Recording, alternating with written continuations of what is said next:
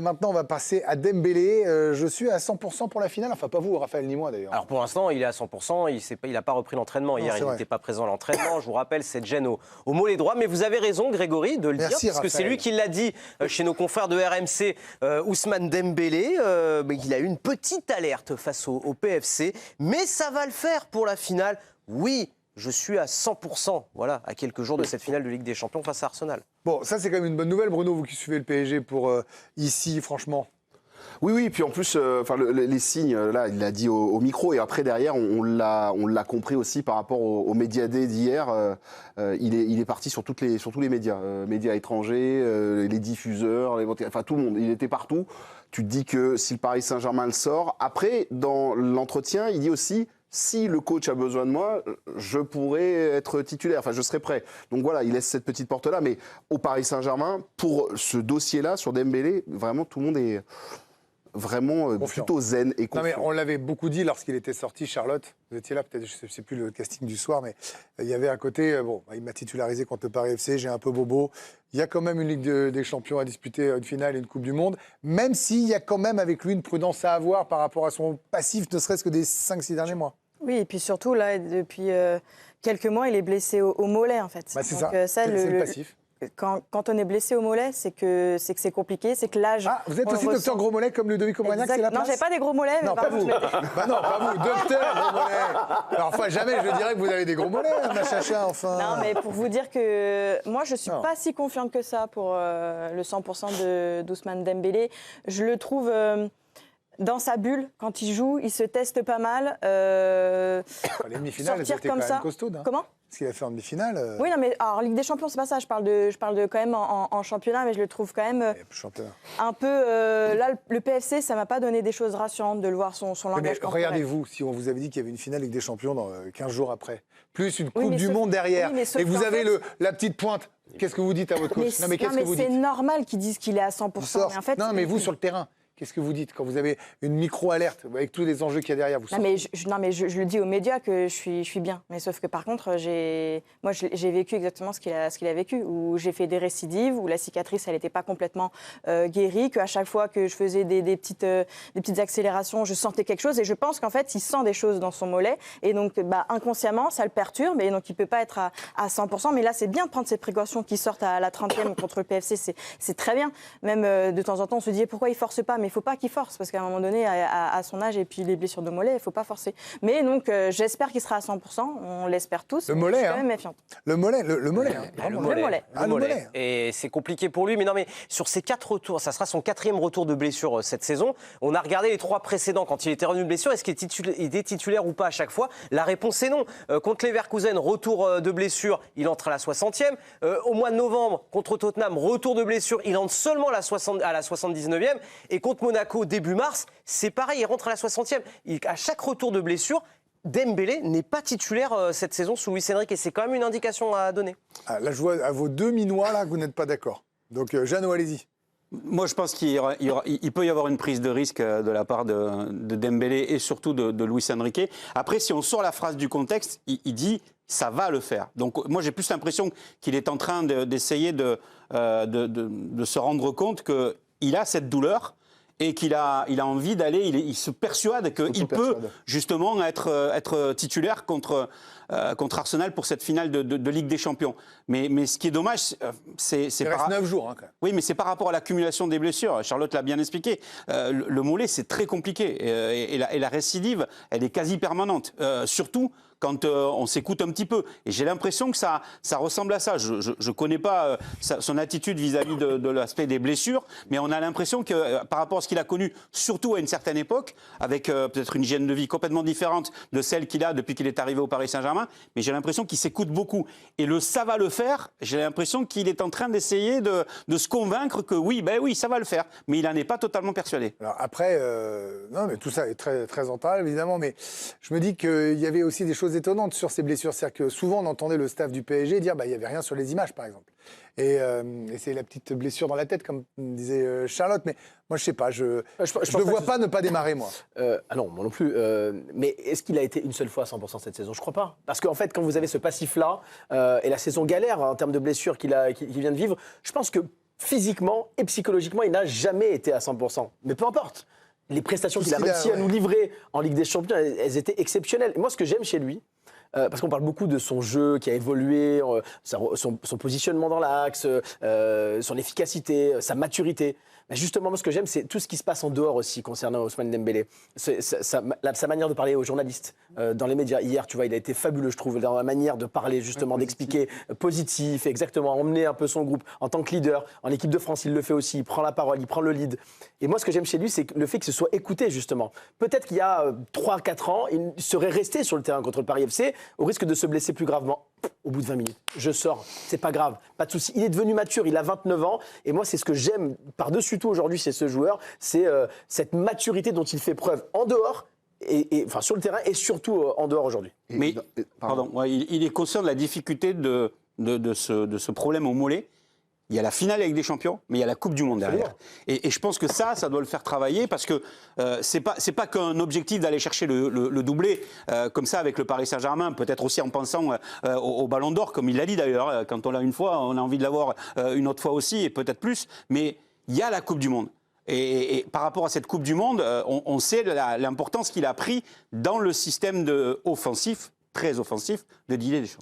Juste une chose, rappeler quand même que Dembélé, avec son attitude, tu parlais de côté positif, moi je suis persuadé, même s'il n'est pas titulaire, après ça me semble un doute, mais s'il n'est pas titulaire, en fait, il sera positif et il sera un leader et il poussera. Et les 30 minutes qu'il devra donner, il les donnera à fond dans les entretiens qu'il a passés. Il peut être titulaire et sortir à l'heure de jeu comme... Il l'a fait en demi. Contre le Bayern, tout le monde a loué cette sortie exceptionnelle où le gars sort, personne ne dit rien. Non mais on en est au stade où on félicite pour une sortie. C'est bien de vous dire qu'on a été matrixé par ceux qui... Non mais on a été mal habitués, matrixés par ceux qui ne voulaient pas. Parce qu'un joueur, effectivement, de ce calibre-là, Ballon d'Or, qui sort à l'heure de jeu, où son équipe est encore en ballottage favorable, mais sur le qui-vive face au Bayern, il sort, il tape la main de son entraîneur, il encourage ses coéquipiers pendant une demi-heure. Honnêtement, je pense qu'il était frustré de sortir, mais il ne le montre pas. Et ça aussi, ça fait partie de sa maturité, je trouve. Si jamais il n'était pas titulaire, c'est Doué qui passerait en attaque avec Barcola à droite et Gvara à gauche, ou il met Mayoulou, il met Ramos, j'y crois pas. Il y a un doute. Parce que l'idée, c'est quand même de laisser Gvara à gauche, quand même. Ah oui, non, c'est ce qui plombe aussi Barcola. Faut laisser. Après, Barcola, je le trouve moins bon à droite que Désiré Doué. Donc, franchement, à voir. Je ne vois pas non plus Mayoulou revenir dans le 11. Donc, c'est vrai que ce serait assez un casse-tête. Mais dans la logique, ce serait sûrement Désiré Doué ou Barcola qui serait à ce poste-là. Après, Barcola, hein. Mais oui, sans aucune hésitation. Ah, c'est Barcola dans l'axe. À 100%. Ils sont 12, quoi. Ah oui, ils sont 13 avec Warren Zaïre pour les autres postes. Mais non, franchement, c'est du Barcola à 100%. Et par contre, Barcola va peut-être regretter d'avoir fait la tête ces derniers temps sur le terrain où il boude. Si jamais il se retrouvait titulaire, on regrettera quand même son attitude. Je voulais trouver qu'il boudait. J'ai trouvé moins bon, alors qu'il avait été très bon avant sa blessure. Mais moins bon, mais aussi à bouder, à râler contre ses coéquipiers qui ne le servent pas correctement. Tu peux comprendre sa frustration aussi, Bruno. Ah ouais, mais tu vois, en première partie de saison, c'est lui qui porte le PSG. Avant la blessure, il fait 2 mois où il marque. Le scénario se dessine exactement de la même manière que l'an dernier, où finalement, pendant la première partie de saison, il est indiscutable, et après, il se fait piquer sa place par un Gvara qui est meilleur, un Doué qui est meilleur, et il se retrouve sur le banc. Et si Dembélé est viable en fait pour ce match-là, il sera encore sur le banc pour une finale de Champions League. Ça peut être frustrant pour un joueur de ce calibre-là. Après, il ne peut pas se passer d'Ousmane Dembélé sur les phases d'élimination directe depuis la saison dernière. Je veux dire, c'est celui qui porte le Paris Saint-Germain. Alors, il y a Gvara, mais il y a aussi Ousmane Dembélé cette saison. Il est sur 7 buts du Paris Saint-Germain à partir des huitièmes de finale. Et puis la saison dernière, c'est pareil. C'est un garçon qui est impliqué sur 9 buts du Paris Saint-Germain. Vous avez vu d'ailleurs, c'est d'ailleurs la même note moyenne cette saison et la saison passée. Donc c'est un joueur ultra important et surtout dans une finale de Ligue des Champions pour Luis Enrique et pour cette équipe du Paris Saint-Germain. Et n'oubliez jamais qu'il a matrixé Arsenal en demi-finale l'année dernière. Arsenal, ils s'en souviennent encore. Hein. Là-bas et à domicile, son entrée, il rentre face à Arsenal et il massacre tout. Hein. Ouais, il y avait le médiadé d'Arsenal avec vous, Camille. Oui, c'était le retour des champions d'Angleterre à l'entraînement. On a pu les voir très décontractés, à l'image d'un Declan Rice qui s'est improvisé une petite danse. Voilà, et on était en mode musique techno avec la grosse enceinte, beaucoup de sourires. Et puis une surprise pour Mikel Arteta, éloigné des terrains depuis la fin du mois de janvier en raison d'une grave blessure au pied. C'est Mikel Merino qui faisait son grand retour dans le groupe. Il a même eu droit à une petite aide d'honneur. Sa présence pourrait évidemment donner une option en plus s'il candidate pour la finale. David Raya, William Saliba et Bukayo Saka sont restés en salle, mais pas de bobo sérieux pour eux. C'est plutôt pour se ménager. L'entraînement des Gunners qui s'est déroulé, vous le voyez, sous l'œil attentif de Robert Pires, qui était venu là pour féliciter Mikel Arteta. Mikel Arteta qui a avoué dans ce Media Day comment il avait appris qu'il était champion d'Angleterre, parce que oui, il n'a pas regardé le match, c'était trop compliqué.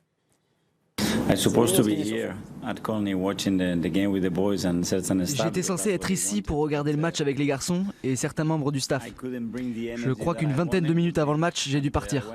Je ne pouvais pas apporter l'énergie que je voulais. Alors je suis rentré chez moi, je suis allé dans le jardin, j'ai commencé à allumer un feu et à faire un barbecue. Je n'ai rien regardé du match. J'entendais juste quelques bruits en fond depuis le salon et soudain la magie a opéré.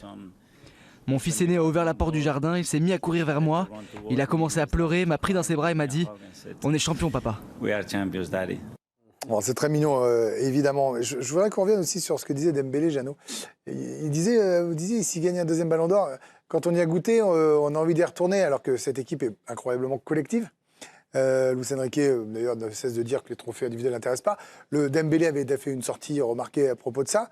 Il y a quand même, il l'a quand même en tête, quoi. Il sait que derrière, il joue, il sait qu'il est top 3 des bookmakers actuellement, quoi. Déjà, dans les Parisiens français qui vont être à la Coupe du Monde, il y en a peut-être plusieurs qui l'ont dans la tête au lycée. On parlera aussi peut-être de Mbappé si jamais il y a le titre de champion du monde. Mais c'est normal, c'est logique. La question lui est posée, donc à partir du moment où la question lui est posée, il va pas... il aurait pu dire, vous savez, ça m'intéresse pas. Je cherche pas la polémique, hein. Il aurait pu dire, ça m'intéresse pas. Dans une équipe collective, c'était fabuleux, mais je comprends que c'est... Il est ballon d'or en titre. L'an dernier qu'ils le disent, qu'il ait cette répartie-là, on comprend. Aujourd'hui, les ballons d'or en titre, en gros, il est entré dans le cercle fermé des gars qui l'ont remporté et qui peuvent postuler encore. Franchement, il aurait tort de se cacher. Mais dans sa réponse, il est aussi très collectif malgré tout dans ce qu'il dit. Il fait comprendre, moi, la Ligue des Champions, la Coupe du Monde, 2 objectifs prioritaires. Et si le ballon d'or arrive après, voilà, c'est ce qu'il dit aussi dans la réponse complète. Donc honnêtement, non, il n'y avait pas de débat. On a vu Arsenal tranquille, heureux parce qu'ils sont champions pour la première fois depuis 22 ans. Vous imaginez, Charlotte, c'est absolument incroyable. Le PSG aussi champion. On les a vus au Media Day hier, donc le jour d'ouverture aux médias, plutôt tranquille. J'ai l'impression quand même, à J-9, que les deux équipes sont dans une zone de sérénité, de sourire. Tout le monde revient à peu près à l'entraînement. Ça va se corser au fur et à mesure qu'on va se rapprocher du match ? J'ai l'impression qu'il y aura je sais pas, une sorte de grosse positivité entre les deux équipes, beaucoup plus de confiance. Si Arsenal n'était pas champion, je pense que là, il y aurait eu quelques doutes. Et je pense que ça a relancé un petit peu justement cette finale où mettre que le Paris Saint-Germain, même si je pense qu'il est favori, Arsenal est quand même très très proche. Donc à voir si... Moi, je pense que tout va se décanter si Dembélé est titulaire ou pas. Moi, j'aime bien ces histoires-là. Finale Ligue des Champions, on le dit souvent, c'est un jeu, on les voit à l'entraînement souriant. Hier, pareil, le PSG, Bruno, il répond aux interviews. Bon, voilà, c'est pas, ça sera sérieux à J-1, ça montera en pression. Là, je trouve que c'est agréable, ça donne une belle image, quoi. Nuno Mendes nous l'a dit, il a expliqué qu'il fallait se mettre vraiment à fond, en tout cas à bloc dans la finale, à 1 ou 2 jours. Mais il fallait pas faire n'importe quoi. Et Joao Neves a rajouté de nous dire aussi que le coach veut absolument que cette équipe ne soit pas 80 ou 120%, mais que le samedi, il soit juste à 100%. Bien sûr. Pas trop dans le rouge, pas trop dans l'orange, vraiment être parfait dans le vert. Luis Enrique déteste les équipes à 100% avant le match. Hein. C'est ça. C'est pas même pendant le match. D'où cette ambiance un peu légère, finalement, qu'on avait hier. Quelque part, cette zénitude, elle est propre au haut niveau. Parce que justement, ces gens-là savent où ils vont, savent ce qu'ils ont réussi à faire.